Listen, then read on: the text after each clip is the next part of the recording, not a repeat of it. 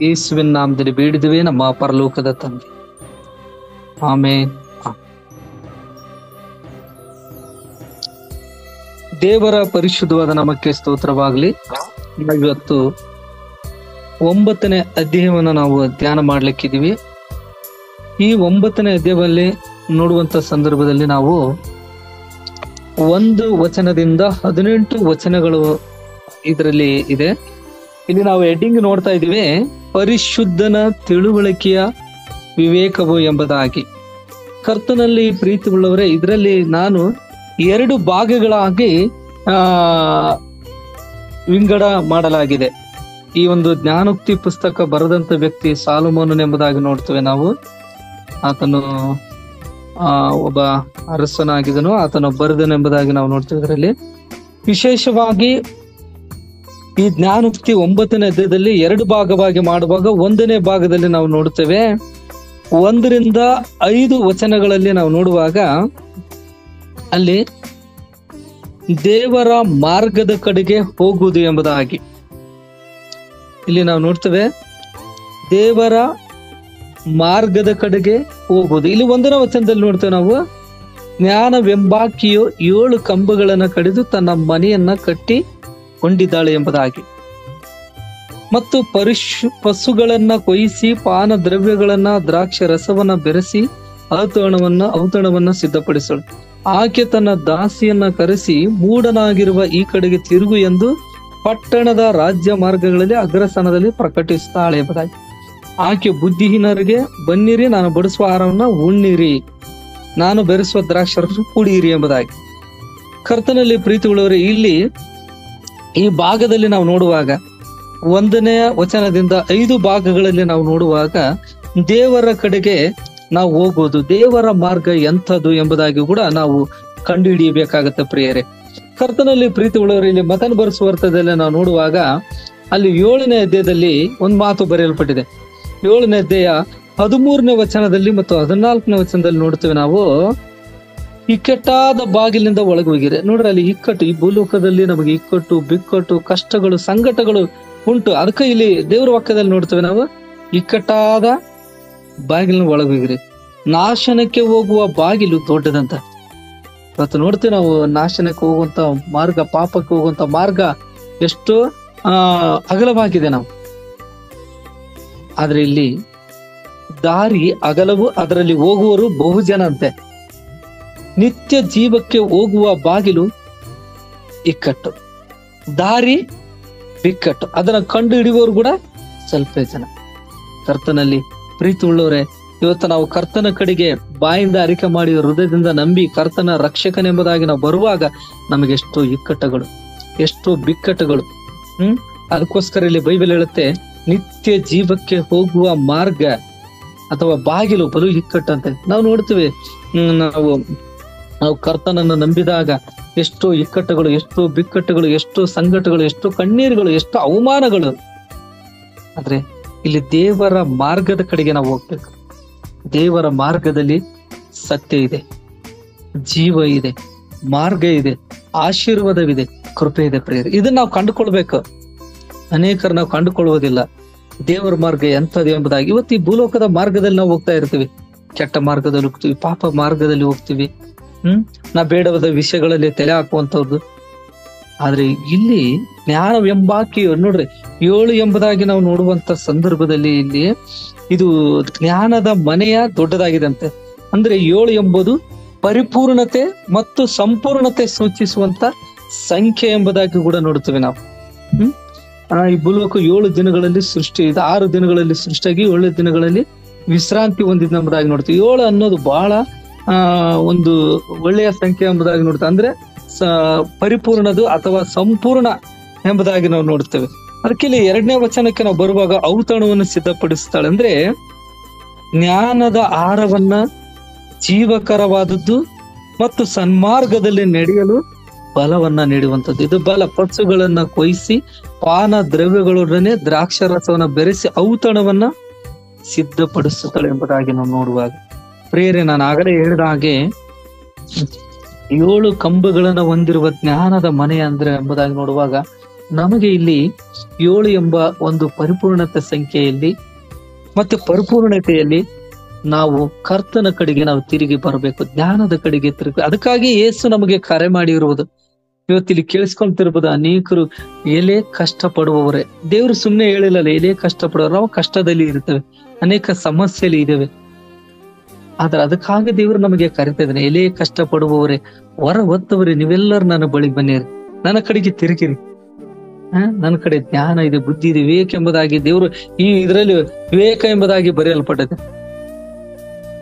ಹಾಗಾಗಿ ಕರ್ತನಲ್ಲಿ ಪ್ರೀತಿಯುಳ್ಳವರೇ, ಇಲ್ಲಿ 5ನೇ ವಚನದಲ್ಲಿ ಕೂಡ ನಾವು ನೋಡುವಾಗ, ಬನ್ನಿರಿ ನಾನು ಬಡಿಸುವ ಆಹಾರವನ್ನು ನೋಡಿ. ಆಹಾರ ಎಂಬುದಾಗಿ ನೋಡುವಾಗ ದೇವರ ವಾಕ್ಯ ಪ್ರಿಯರೇ. ಇಲ್ಲಿ ನಾವು 5ನೇ ವಚನದಲ್ಲಿ ನೋಡುವಾಗ ಆಹಾರ ಎಂಬುದಾಗಿ ನೋಡುವಂತ ಸಂದರ್ಭದಲ್ಲಿ ಆಹಾರವನ್ನ ದೇವರ ವಾಕ್ಯ. ಅದಕ್ಕಾಗಿ ಇಲ್ಲಿ ಒಂದು ವಚನದಲ್ಲಿ ನಾವು ನೋಡ್ತೇವೆ, ಯೋಹಾನ ಬರೆದ ಸುವಾರ್ತೆ 6:26 ನಾವೊಂದು ವಾಕ್ಯವನ್ನ ನೋಡ್ತೇವೆ. ಅಲ್ಲಿ ಏನು ಬರೆಯಲ್ಪಟ್ಟತೆ ಎಂಬುದಾಗಿ ನೋಡುವಂತ ಸಂದರ್ಭದಲ್ಲಿ, ಯೇಸು ಅವರಿಗೆ, ನಿಮಗೆ ನಿಜ ನಿಜವಾಗಿ ಹೇಳುತ್ತೇನೆ, ನೀವು ನನ್ನನ್ನ ಹುಡುಕುವುದು ಸೂಚಕ ಕಾರ್ಯಗಳ ನೋಡಿದ್ರಿಂದ ಅಲ್ಲ. ನೋಡ್ರಿ, ದೇವ್ರನ್ನ ಹುಡುಕ್ತಾ ಇದ್ರಿ. ಇಲ್ಲಿ ಯಾಕೆ ಹುಡುಕ್ತಾರೆ ನೋಡ್ರಿ, ದೇವ್ರ ವಾಕ್ಯ ಕೆಳಗೆ ನೀವು ಓದುತ್ತಾ ಬನ್ನಿ. ಆ ರೊಟ್ಟಿ ತಿಂದು ಹೊಟ್ಟೆ ತುಂಬಿಸಿಕೊಂಡಿದ್ರಿಂದಲೇ. ಅಲ್ಲಿ ಯೇಸು ಹೇಳ್ತಾರೆ, ದುಡಿಯಿರಿ, ಕೆಟ್ಟು ಹೋಗುವ ಆಹಾರಕ್ಕಾಗಿ ದುಡಿಯಬೇಡ್ರಿ, ನಿತ್ಯ ಜೀವಕ್ಕೆ ಹೋಗುವ ಆಹಾರಕ್ಕಾಗಿ ದುಡಿಯಿರಿ. ಇಂಥ ಆಹಾರ ಏನಾಗುತ್ತಂತೆ, ಮನುಷ್ಯ ಕುಮಾರನು ನಿಮಗೆ ಕೊಡುವನು. ಇದಕ್ಕಾಗಿ ತಂದೆಯಾದ ದೇವರು ತನ್ನನ್ನ ನೇಮಿಸಿ ಮುದ್ರೆ ಹಾಕಿದ್ದಾನೆ ಎಂಬುದಾಗಿ ದೇವರ ವಾಕ್ಯ ಹೇಳ್ತಾರೆ. ಇಲ್ಲಿ ಅನೇಕ ಜನರು ಕರ್ತನನ್ನು ಹುಡುಕಿಕೊಂಡು ಬರ್ತಾ ಇರುವಂತ ಜನರಿಗೆ ಇದು ಹೇಳುವಂಥದ್ದು ಆಹಾರಕ್ಕಾಗಿ. ಅಲ್ಲಿ ಅದು 26ನೇ ವಚನದಲ್ಲಿ ನೋಡ್ತೇವೆ, ನಿಮಗೆ ನಿಜ ನಿಜವಾಗಿ ಹೇಳ್ತೇವೆ, ನೀವು ನನ್ನ ಹುಡುಕುದು ಸೂಚಕ ಕಾರ್ಯ ಅದ್ಭುತ ಕಾರ್ಯಕ್ಕಲ್ಲ, ಹುಡುಕ್ತಿರೋದು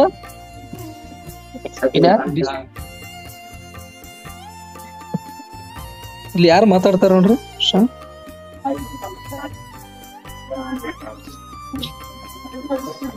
ವಚನದಲ್ಲಿ ನಾವು ನೋಡ್ತೇವೆ, ಹುಡುಕುತ್ತಿರುವುದು ಸೂಚಕ ಕಾರ್ಯ ನೋಡಿದ್ರಿಂದ ಆ ರೊಟ್ಟಿ ನೋಡ್ರಿ, ದೇವರ ವಾಕ್ಯ ಪ್ರಿಯ.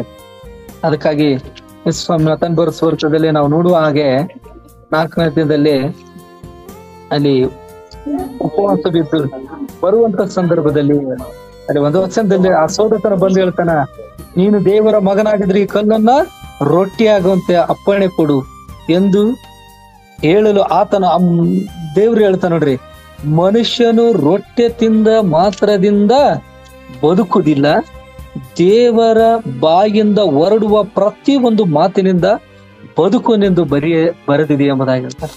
ಹೌದು, ದೇವರ ವಾಕ್ಯ ಜೀವವಾಗಿದೆ, ಆಶೀರ್ವಾದವಾಗಿದೆ. ನೋಡ್ರಿ, ದೇವರ ವಾಕ್ಯದಲ್ಲಿ ಜೀವ ಇದೆ ಎಂಬುದಾಗಿ ಇಬ್ರಿಯ 4:12 ನೋಡ್ತೇವೆ.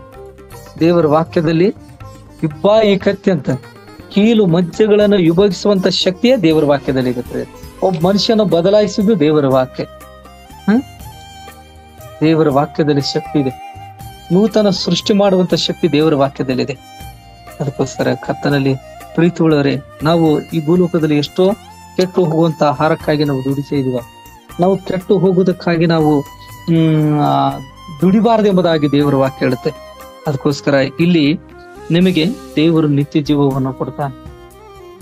ನಿತ್ಯ ಜೀವವನ್ನ ಕೊಡ್ಲಿಕ್ಕೆ ದೇವರು ನಮ್ಮನ್ನ ಕರೆದಿದ್ದಾನೆ. ಅದಕ್ಕಾಗಿ ಜೀವ ಜಲ ನೀರು ಎಂಬುದಾಗಿ ನೋಡ್ತೇವೆ. ಅಲ್ಲಿ ನಾನು ಬೆರೆಸುವ ದ್ರಾಕ್ಷರಸನ್ನು ಕುಡಿಯಿರಿ. ಕರ್ತನಲ್ಲಿ ಪ್ರೀತಿ ಉಳ್ಳವರೇ, ಇಲ್ಲಿ ನೋಡುವಂತ ಸಂದರ್ಭದಲ್ಲಿ ನಾವು 1-5 ವಚನಗಳಲ್ಲಿ ನೋಡುವಾಗ ದೇವರ ಮಾರ್ಗದ ಕಡೆಗೆ ಹೋಗುವರು. ಇವತ್ತೆಷ್ಟೋ ಇಕ್ಕಟ್ಟಾದ ಮಾರ್ಗದಲ್ಲಿ ಹೋಗ್ತಾ ಇದಾರೆ, ದುಷ್ಟರ ಮಾರ್ಗದಲ್ಲಿ ಹೋಗ್ತಾ ಇದಾರೆ, ಪಾಪದ ಮಾರ್ಗದಲ್ಲಿ ಹೋಗ್ತಾ ಇದಾರೆ. ಆದ್ರೆ ನಾನು ನೀನುಗಳು, ಇಲ್ಲಿ ದೇವರ ವಾಕ್ಯ ಕೇಳಿಸಿಕೊಳ್ಳುವಂತ ನಾನು ನೀನುಗಳು ದೇವರ ಮಾರ್ಗದ ಕಡೆಗೆ ಹೋಗೋಣ. ಅದಕ್ಕಾಗಿ ಯೋಹಾನ ಸುವಾರ್ತೆಯಲ್ಲಿ ನಾವು ನೋಡ್ತಾ ಇದ್ದೇವೆ, ನಾನೇ ಮಾರ್ಗ ಸತ್ಯ ಜೀವ ಎಂಬುದಾಗಿ ಕೂಡ ದೇವರ ವಾಕ್ಯದಲ್ಲಿ ನಾವು ನೋಡ್ತೇವೆ. ಆ ಮಾರ್ಗದಲ್ಲಿ ನಾವಿದ್ದೀವ, ಪರೀಕ್ಷೆ ಮಾಡಿಕೊಳ್ಳೋಣ ಪ್ರಿಯರೇ. ನಾವು ದೇವರ ವಾಕ್ಯ ಕೇಳಿರ್ತೀವಿ, ದೇವರು ಪ್ರಾರ್ಥಿಸ್ತಾ ಇರ್ತೀವಿ, ಆದ್ರೂ ಆ ಮಾರ್ಗದಲ್ಲಿ ಹೋಗುದಿಲ್ಲ. ಆದ್ರೆ ಇಲ್ಲಿ ದೇವರ ಮಾರ್ಗದಲ್ಲಿ ನಾವು ಹೋಗೋಣ. ದೇವರ ಮಾರ್ಗದಿಂದ ಹೋಗುವುದರಿಂದ ನಮಗೆ ಎಷ್ಟೋ ಲಾಭಗಳು ಉಂಟು ಪ್ರಿಯರೇ. ಮೊದಲದಾಗಿ ನಮಗೆ ರಕ್ಷಣೆ. ನಿಜ ಹೇಳ್ಬೇಕಂದ್ರೆ ಅಲ್ಲಿ ದೇವರ ಮಾರ್ಗದ ಒಂದು ರಕ್ಷಣೆ ಬರುವಂತದ್ದು ನಮಗೆ. ಆ ರಕ್ಷಣೆ ನಾವು ನಿತ್ಯ ನಿರಂತರವಾಗಿ ನಾವು ಇಟ್ಕೊಳ್ಳೋಣ, ಬೈಬಲ್ ಹೇಳುತ್ತೆ. ಹೀಗೆ ಎರಡನೇ ವಿಷಯಕ್ಕೆ ನಾವು ಬರೋಣ. ನಾವಿಲ್ಲಿ 6ನೇ ವಚನದಿಂದ 18ನೇ ವಚನದವರೆಗೂ ನೋಡುವಾಗ ಅನೇಕ ವಿಷಯಗಳನ್ನ ನಾವು ಕಲಿಬಹುದು ಪ್ರಿಯರೇ. ಅಲ್ಲಿ ದುಷ್ಟರ ಮಾರ್ಗದಲ್ಲಿ ನಡೆಯಬಾರದು, ದೇವರ ಜ್ಞಾನದ ಕಡೆಗೆ ನಡೆಯಬೇಕೆಂಬುದಾಗಿ ಅಲ್ಲಿ ನಾವು ನೋಡ್ತೇವೆ. 6ನೇ ವಚನದಿಂದ ನಾವು 18ನೇ ವಚನವನ್ನ ಧ್ಯಾನ ಮಾಡುವಾಗ ಅಲ್ಲಿ ಮೇಲೆ ಒಂದು ಹೆಡಿಂಗ್ ಏನಪ್ಪಾ ಅಂದ್ರೆ, ದುಷ್ಟರ ಮಾರ್ಗದಲ್ಲಿ ನಡೆಯಬಾರದು, ದೇವರ ಜ್ಞಾನದ ಕಡೆಗೆ ನಾವು ಕಿವಿಗೊಡಬೇಕು ಅಥವಾ ಕೇಳಿಸಿಕೊಳ್ಬೇಕು ದೇವರ ವಾಕ್ಯವನ್ನ. ಅಲ್ಲಿ ನಾವು ನೋಡ್ತೇವೆ, ಇಲ್ಲಿ ದುಷ್ಟರ ಮಾರ್ಗ, ಇಲ್ಲಿ ಮೂಢತ್ವವನ್ನು ಬಿಟ್ಟು ಬಾಳ್ರಿ, ವಿವೇಕ ಮಾರ್ಗದಲ್ಲಿ ನೆಟ್ಟಗೆ ನಡೆಯಿರಿ ಎಂದು ಪ್ರಬೋಧಿಸುತ್ತಾಳೆ ಎಂಬುದಾಗಿ ಇಲ್ಲಿ ಜ್ಞಾನಕ್ಕೆ ಸೊಲೊಮೋನನು ಬರೆಯುವಂತ ಸಂದರ್ಭದಲ್ಲಿ ನೋಡ್ರೆ ಮೂಢತ್ವ ಎಂಬುದಾಗಿ ನೋಡುವಾಗ ಇಲ್ಲಿ ನೀವು ಕೀರ್ತನೆ 1ನೇ ಅಧ್ಯಾಯದಲ್ಲಿ ನಾವು ನೋಡುವಾಗ ಇಲ್ಲಿ 2 ಭಾಗಗಳಾಗಿ ವಿಂಗಡಣೆ ಮಾಡಿದಾನೆ. ಅಲ್ಲಿ ಒಂದು ವಚನದಲ್ಲಿ ನೋಡ್ರಿ, ಯಾವನು ದುಷ್ಟರ ಆಲೋಚನೆಯಂತೆ ನಡೆಯಿದೆ, ಇಲ್ಲಿ ನಡಿಬಾರದು ಅಂತ ಹೇಳ್ತದೆ. ಇಲ್ಲಿ ಏನ್ ಹೇಳುತ್ತೆ, ಮೂಢತ್ವವನ್ನು ಬಿಟ್ಟು ಬಾಳ್ರಿ, ಮತ್ತೆ ವಿವೇಕ ಮಾರ್ಗದಲ್ಲಿ ನೆಟ್ಟಿಗೆ ನಡೀರಿ ಎಂದು ಪ್ರಬೋಧಿಸ್ತಾಳೆ ಅಂತ ವಾಕ್ಯದ ಇಲ್ಲಿ 6ನೇ ವಚನದಲ್ಲಿ ಜ್ಞಾನೋಕ್ತಿ 9:6. ಆದ್ರೆ ಕೀರ್ತನೆ 1ನೇ ವಚನದಲ್ಲಿ ನೋಡ್ತೀವಿ, ಯಾವನ ದುಷ್ಟರ ಆಲೋಚನೆಯಂತೆ ನಡಿಬಾರದು, ಪಾಪಾತ್ಮ ಮಾರ್ಗದಲ್ಲಿ ನಿಂತುಕೊಳ್ಬಾರ್ದಂತ. ಇಲ್ಲಿ ಒಂದೇ ವಚನದಲ್ಲಿ 3 ವಿಷಯ ಬರುತ್ತೆ: ನಡಿಬಾರ್ದು, ನಿಂತುಕೊಳ್ಬಾರ್ದು, ಕೂತ್ಕೊಳ್ಬಾರ್ದು. ಅಲ್ಲಿ ಧರ್ಮ ನಿಂದಕರೊಡನೆ ಕೂತ್ಕೊಳ್ಬಾರ್ದು. ಬೈಬಲ್ ನೋಡ್ರಿ, ಅದಕ್ಕೋಸ್ಕರ ಇಲ್ಲಿ 6 ವಚನಗಳಲ್ಲಿ 2 ಭಾಗಗಳಾಗಿ ಮಾಡಿದಾನೆ ಇಲ್ಲಿ ಕೀರ್ತನೆಗಾರನು. ಯೆಹೋವನ ಧರ್ಮಶಾಸ್ತ್ರದಲ್ಲಿ ಆನಂದ ಪಡುವನಾಗಿ. ಈಗ ನಾವು ಆ ಮೂಢತ್ವವನ್ನು ಬಿಟ್ಟು ಬಾಳುವಾಗ ವಿವೇಕ ಮಾರ್ಗದಲ್ಲಿ ನೆಟ್ಟಗೆ ನಡೀರಿ ಅಂದ್ರೆ ದೇವರ ಮಾರ್ಗದಲ್ಲಿ. ಆ ದೇವರ ಮಾರ್ಗ ಏನಪ್ಪಾ ಅಂದ್ರೆ ದೇವರ ವಾಕ್ಯದಲ್ಲಿ. ಇಲ್ಲಿ 2ನೇ ವಚನದಲ್ಲಿ ನೋಡ್ತೇವೆ, ಯೆಹೋವನ ಧರ್ಮಶಾಸ್ತ್ರದಲ್ಲಿ ಆನಂದ ಪಡುವನಾಗಿ ಅದನ್ನೇ ಹಗಲು ಧ್ಯಾನಿಸುತ್ತಿರುವವನು ಅವನೆಷ್ಟು ಧನ್ಯನು. ಅವನು ನೀರಿನ ಕಾಲುವೆಗಳ ಬಳಿಯಲ್ಲಿ ಬೆಳೆದಿರುವ ಮರದ ಆಗಿರುವನ. ಅಂತ ಮರವು ತಕ್ಕ ಕಾಲದಲ್ಲಿ ಫಲ ಕೊಡ್ತದಲ್ಲ, ಅದರ ಎಲೆ ಬಾಡುವುದಿಲ್ಲ, ಅದರಂತೆ ಅವನ ಕಾರ್ಯವೆಲ್ಲ ಏನಾಗುತ್ತಂತೆ ಸಫಲವಾಗುತ್ತೆ. ಮತ್ತೆ 2ನೇ ಭಾಗ ಬರೋ, ದುಷ್ಟರು ಆಗಲ್ಲ, ಗಾಳಿ ಬಡಿದುಕೊಂಡು ಹೋಗುವ ಒಟ್ಟಿ ನಿಂತಿದ್ದಾರೆ. ನೋಡ್ರಿ, ದುಷ್ಟರ ಮಾರ್ಗ ಏನಾಗುತ್ತೆ ಹೇಳುತ್ತೆ ಬೈಬಲ್, ನಾಶ. ಇವತ್ತ ನಾವು ಎಷ್ಟು ಪ್ರೇಯರ್ ಮಾಡ್ತೀವಿ, ದೇವ್ರ ವಾಕ್ಯ, ಆದ್ರೆ ನಮಗೊಂದು ಆಶೀರ್ವಾದ ಇಲ್ಲ ಅಂದ್ರೆ ದೇವರ ಮಾರ್ಗದಲ್ಲಿ ಇದೀವ, ದೇವರ ಆಲೋಚನೆಯಲ್ಲಿ ನಾವ್ ಇದೀವ. ನೋಡ್ರಿ, ವಚನದಲ್ಲಿ ಹೇಳುತ್ತೆ, ವಿವೇಕ ಮಾರ್ಗದಲ್ಲಿ ನೆಟ್ಟಿಗೆ ನಡ್ರಿ. ಅದಕ್ಕಾಗಿ ಪಾಪವನ್ನು ಬಿಟ್ಟರು ಬಾಳ್ರಿ ಅಂತ ಹೇಳುತ್ತೆ. ಪಾಪವನ್ನ ಬಿಟ್ಟು ಬಾಳ್ರಿ. ರೋಮ ಪತ್ರಿಕೆಯಲ್ಲಿ 6:23 ನಾವು ನೋಡ್ತೇವೆ, ಪಾಪವ ಕೊಡುವ ಸಂಬಳ ಮರಣ. ನೋಡ್ರಿ, ಪಾಪವನ್ನ ಮಾಡುವಾಗ ನಾವು ಅದಕ್ಕಾಗಿ ಇಲ್ಲಿ ಬೈಬಲ್ ಹೇಳುವಂತದ್ದು ಏನಪ್ಪಾ ಅಂದ್ರೆ, ಮೂಢತ್ವವನ್ನು ಬಿಟ್ಟು ಬಾಳ್ರಿ. ಧರ್ಮ ನಿಂದಕನನ್ನ ಶಿಕ್ಷಿಸುವನು ತನ್ನನ್ನು ಅವಮಾನಕ್ಕೆ ಗುರಿ ಮಾಡಿಕೊಳ್ಳೋನು. 7ನೇ ವಚನಕ್ಕೆ ಬರುವಂತ ಸಂದರ್ಭದಲ್ಲಿ ಇಲ್ಲಿ ಪಾಪವ ಕೊಡುವ ಸಂಬಳ ಮರಣ, ದೇವರು ಉಚಿತಾರ್ಥವರೆಗೂ ನಮ್ಮ ಕರ್ತನಾದ ಯೇಸು ಕ್ರಿಸ್ತನಲ್ಲಿರುವಂತ ನಿತ್ಯ ಜೀವ. ಯಾಕೆ ನಾವು ಬಿಟ್ಟು ಬರ್ಬೇಕಂದ್ರೆ ನಮಗೆ ನಿತ್ಯ ಜೀವ ಬೇಕು, ಪರಲೋಕ. ನಾವು ಇವತ್ತ ಆತನನ್ನೇ ಎದುರು ನೋಡ್ತಾ ಇದೀವಿ, ಲೋಕವನ್ನಲ್ಲ, ಆತನ ಎದುರು ನೋಡ್ಬೇಕು ನಾವು. ಇಲ್ಲಿ ಹೇಳುತ್ತೆ, ಪಾಪ ಕೊಡುವ ಸಂಬಳ ಮರಣ ಅಂತ ಹೇಳ್ತಾರೆ. ನೋಡ್ರಿ, ನಮ್ಮ ಕರ್ತನಾಗಿರುವಂತ ಯೇಸುನಲ್ಲಿರುವಂತ ನಿತ್ಯ ಜೀವ. ಮತ್ತೆ ವಿವೇಕ ಮಾರ್ಗದಲ್ಲಿ ನೆಟ್ಟಗೆ ನಡ್ರಿ ಎಂಬುದಾಗಿ ಕೂಡ ಬೈಬಲ್ ಹೇಳುತ್ತೆ. ವಿವೇಕ ಮಾರ್ಗ ಅಂತ ನೋಡ್ರಿ, ವಿವೇಕದ ಮಾರ್ಗ. ಮೂಢತ್ವವನ್ನು ಬಿಟ್ರೆ ಇದು ತಿಳುವಳಿಕೆಯನ್ನ ಹಾಗೆ ಮಾಡುವಂಥದ್ದು. ನೋಡ್ರಿ, ಇಲ್ಲಿ ವಚನದಲ್ಲಿ ನೋಡ್ತೇವೆ ತಿಳುವಳಿಕೆ. ಈಗ ನಾವು ಮೂಢತ್ವ ಇರೋದಾದ್ರೆ, ನಾವು ಮೂಢತ್ವವನ್ನು ಬಿಟ್ಟು ಬರದೆ ಮೂಢದಲ್ಲಿ ಅಲ್ಲೇ ಇರೋದಾದ್ರೆ ನೋಡ್ತೇವೆ ತಿಳುವಳಿಕೆ ಹಾಗೆ. ಮತ್ತೆ ಉದಾಸನ ಮಾಡ್ತೇವೆ, ನಾವು ದೇವರನ್ನ ಗೌರವಿಸುವುದಿಲ್ಲ, ದೇವರಿಗೆ ನಾವು ವಿಧೇಯರಾಗೋದಿಲ್ಲ. ಅನೇಕರು ನಾವ್ ಏನ್ ಮಾಡ್ತೇವೆ, ಅವಿಧೇಯರಾಗಿ ನಡೀತಾ ಇರ್ತೇವೆ. ಎಷ್ಟೋ ಸಾರಿ. ಮತ್ತೆ ದುರಾಲೋಚನವನ್ನ ಮಾಡುವುದು. ಅದಕ್ಕಾಗಿ ಇಲ್ಲಿ ಬೈಬಲ್ ನಮಗೆ ಹೇಳುವಂತದ್ದು ಏನಪ್ಪಾ ಅಂದ್ರೆ, ಆ ಮಾರ್ಗವನ್ನ ಬಿಟ್ಟು ಬನ್ನಿರಿ, ವಿವೇಕ ಮಾರ್ಗವನ್ನ ಬಿಟ್ಟು ಬನ್ರಿ. ವಿವೇಕ ಅಂದ್ರೆ ಏನಂದ್ರೆ ಇಲ್ಲಿ ನೋಡ್ತೇವೆ ತಿಳುವಳಿಕೆ. ಅದಕ್ಕಾಗಿ ವಚನದಲ್ಲಿ ನಾವು ನೋಡುವಂತ ಸಂದರ್ಭದಲ್ಲಿ ಜ್ಞಾನೋಕ್ತಿಗಳಿಂದ ಜನರು ಜ್ಞಾನವನ್ನ ತಿಳುವಳಿಕೆಯನ್ನ ಪಡೆದು ಬುದ್ಧಿವಾದಗಳನ್ನ ಗ್ರಹಿಸಿ ವಿವೇಕ ಮಾರ್ಗದಲ್ಲಿ ಅಂದರೆ ನೀತಿ ನ್ಯಾಯ ಧರ್ಮಗಳನ್ನ ಶಿಕ್ಷಿತರಾಗುವರು ಎಂಬುದಾಗಿ ಕೂಡ 1ನೇ ಅಧ್ಯಾಯ 2ನೇ ವಚನದಲ್ಲಿ ನೋಡ್ತೇವೆ ನಾವು. ಜ್ಞಾನೋಕ್ತಿ 1ನೇ ಅಧ್ಯಾಯ 2, 3ನೇ ವಚನದಲ್ಲಿ ನೋಡ್ತೀವಿ. ಇವುಗಳಿಂದ ಜನರು ಜ್ಞಾನವನ್ನ ಶಿಕ್ಷೆಯನ್ನ ಪಡೆದು ಬುದ್ಧಿವಾದಗಳನ್ನ ಗ್ರಹಿಸಿ ವಿವೇಕ ಮಾರ್ಗದಲ್ಲಿ, ಅಂದ್ರೆ ನೋಡ್ರಿ ಅಲ್ಲಿ ವಚನ ಹೇಳುತ್ತೆ, ನೀತಿ ನ್ಯಾಯ ಧರ್ಮಗಳಲ್ಲಿ ಶಿಕ್ಷಿತರಾಗುವರು. ಇವು ಮೂಢರಿಗೆ ಜಾಣತನವನ್ನ, ಯವನಸ್ಥರಿಗೆ ತಿಳುವಳಿಕೆಯನ್ನ, ಬುದ್ಧಿಯನ್ನ ಉಂಟು ಮಾಡುವುದು ಎಂಬುದಾಗಿ. ಮತ್ತೆ ಇಲ್ಲಿ ಧರ್ಮೋಪದೇಶವನ್ನ ಕೈಗೊಳ್ಳುವವನು ವಿವೇಕಿಯಾದ ಮಗನಂತ ಹೇಳುತ್ತೆ. 28ನೇ ಜ್ಞಾನೋಕ್ತಿ 7ನೇ ವಚನದಲ್ಲಿ ನೋಡುತ್ತೇವೆ. ಧರ್ಮೋಪದೇಶವನ್ನ ಕೈಗೊಳ್ಳುವವನು ಅಂದ್ರೆ ದೇವರ ವಾಕ್ಯವನ್ನ ಕೈಗೊಳ್ಳುವಂತ ವ್ಯಕ್ತಿ ವಿವೇಕಿಯಾದ ಮಾರ್ಗ. ಇಲ್ಲಿ ನಾವು ಆ ವಚನದಲ್ಲಿ ನಾವು ನೋಡುವಂತರಾಗಿದ್ದೇವೆ. ಕರ್ತನಲ್ಲಿ ಪ್ರೀತಿಯುಳ್ಳವರೇ, ಇಲ್ಲ ನೋಡ್ತೇವೆ 8ನೇ ವಚನಕ್ಕೆ ನಾವು ಬರುವಾಗ, ಧರ್ಮ ನಿಂದಕನನ್ನು ಗದರಿಸಬೇಡ, ನಿನ್ನನ್ನು ಹಗೆ ಮಾಡುವನು. ಜ್ಞಾನವಂತನನ್ನು ಗದರಿಸಿದರೆ ನಿನ್ನನ್ನ ಪ್ರೀತಿಸುವನು. ಜ್ಞಾನಿಗೆ ಉಪದೇಶಿಸಿದರೆ ಹೆಚ್ಚು ಜ್ಞಾನವನ್ನು ಹೊಂದುವನು. ನೀತಿವಂತನಿಗೆ ಬೋಧಿಸಿದರೆ ಹೆಚ್ಚು ತಿಳುವಳಿಕೆಯನ್ನು ಪಡೆಯುವನು. ಯೆಹೋವನ ಭಯವೇ ಜ್ಞಾನಕ್ಕೆ ಮೂಲ, ಪರಿಶುದ್ಧನ ತಿಳುವಳಿಕೆ ಬೇಕು ಎಂಬುದಾಗಿ. ಇಲ್ಲಿ ನಾವು ನೋಡ್ತೇವೆ 10ನೇ ವಚನದಲ್ಲಿ ನಾವು ನೋಡುವಾಗ, ಯೆಹೋವನ ಭಯವೇ ಜ್ಞಾನಕ್ಕೆ, ಈ ಅಧ್ಯಾಯದಲ್ಲಿ ಎಷ್ಟೋ ಸಾರಿ ಈ ಬರೆಯಲ್ಪಟ್ಟೈತ್ರಿ, ಯೆಹೋವನ ಭಯವೇ ಜ್ಞಾನಕ್ಕೆ ಮೂಲ ಮೂಲ ಮೂಲ ಎಂಬುದಾಗಿ ನಾವು ಎಷ್ಟೋ ಆ ವಚನದಲ್ಲಿ ನಾವು ನೋಡುವಂತವರಾಗಿದ್ದೇವೆ. ಆದ್ರೆ ಇಲ್ಲಿ ಯೆಹೋವನ ಭಯವೇ ತಿಳುವಳಿಕೆ ಮೂಲ. 1:7 ನೋಡಿ, ತಿಳುವಳಿಕೆ ಬೇಕು ನಮಗೆ. ಇವತ್ತು ಜ್ಞಾನ ಇರ್ಬೋದು, ನಮಗೆ ಅನೇಕರಿಗೆ ಜ್ಞಾನ ಇರುತ್ತೆ, ತಿಳುವಳಿಕೆ ಇರುವುದಿಲ್ಲ. ಆದ್ರೆ ಜ್ಞಾನಕ್ಕೆ 5:1ನೇ ವಚನದಲ್ಲಿ ಹೇಳುತ್ತೆ, ಕಂದ ನನ್ನ ಜ್ಞಾನೋಪದೇಶವನ್ನ ಆಲಿಸು, ನನ್ನ ವಿವೇಕ ಬೋಧನೆಗೆ ಕಿವಿಗೊಡು. ದೇವರ ವಾಕ್ಯಕ್ಕೆ ನಾವು ಕಿವಿಗೊಡ್ಬೇಕಂತ ಹೇಳುತ್ತೆ. ಮತ್ತೆ ಅಲ್ಲಿ ಇನ್ನೊಂದು ವಚನ ಹೇಳುತ್ತೆ, ಧರ್ಮೋಪದೇಶ ಕಂಡ 4:7 ನೋಡ್ತೇವೆ ನಾವು, ಅನುಸರಿಸಬೇಕಾದ ಜ್ಞಾನ ವಿಧಿಗಳನ್ನ ನಿಮಗೆ ಬೋಧಿಸುತ್ತೇನೆ, ಇವುಗಳನ್ನ ಅನುಸರಿಸಿ ನಡೆದರೆ ಜನರು ನಿಮ್ಮನ್ನ ಜ್ಞಾನಿಗಳು ವಿವೇಕಿಗಳು ಎಂದು ತಿಳಿವರಂತ. ಯಾವಾಗ ದೇವರ ವಾಕ್ಯದಂತೆ ನಾವು ನಡೆಯುವಾಗ ನಮಗೆ ಜ್ಞಾನ ಬುದ್ಧಿ ವಿವೇಕವನ್ನ ದೇವರು ಕೊಡ್ಲಿಕ್ಕಿದ್ದಾನೆ ಪ್ರಿಯ. ಇಲ್ಲಿ ಅನೇಕರು ನೀವು ಕೇಳಿಸ್ಕೊಳ್ಬಹುದು, ನನಗೆ ಜ್ಞಾನ ಇಲ್ಲ, ಬುದ್ಧಿ ಇಲ್ಲ, ವಿವೇಕ ಇಲ್ಲ, ನಾನು ಏನ್ ಮಾಡ್ಲಿ? ಪ್ರಾರ್ಥನೆ ಒಂದೇ ನಮಗೆ ಅಸ್ತ್ರ. ಏನಪ್ಪಾ ಅಂದ್ರೆ ಪ್ರಾರ್ಥನೆ ಮಾಡ್ಬೇಕು, ದೇವರ ವಾಕ್ಯವನ್ನು ಓದು, ಮೊಣಕಾಲೂರಿ ಪ್ರಾರ್ಥಿಸ್ಬೇಕ್ರಿ. ಅವಾಗಲೂ ದೇವ್ರ ಜ್ಞಾನವನ್ನ ಕೊಡ್ತಾನೆ, ಬುದ್ಧಿಯನ್ನ ಕೊಡ್ತಾನೆ, ದೇವರ ವಾಕ್ಯ ಹೇಳಿದ ಹಾಗೆ. ಅದಕ್ಕೋಸ್ಕರ ಕರ್ತನಲ್ಲಿ ಪ್ರೀತಿ ಉಳ್ಳವರೇ, ಮತ್ತೆ ಇನ್ನೊಂದು ನಾವು ನೋಡ್ತೇವೆ, ಅಲ್ಲಿ ಗದ್ದರಿಸುವುದ ಕುರಿತಾಗಿ ನೋಡುವಂತ ಸಂದರ್ಭದಲ್ಲಿ ನಾವು ಇಬ್ರಿಯ ಒಂದು ಪತ್ರಿಕೆಯಲ್ಲಿ ನಾವು ನೋಡ್ತೇವೆ, 12:5 ನೋಡ್ತೇವೆ. ಇಬ್ರಿಯ ಪತ್ರಿಕೆಯಲ್ಲಿ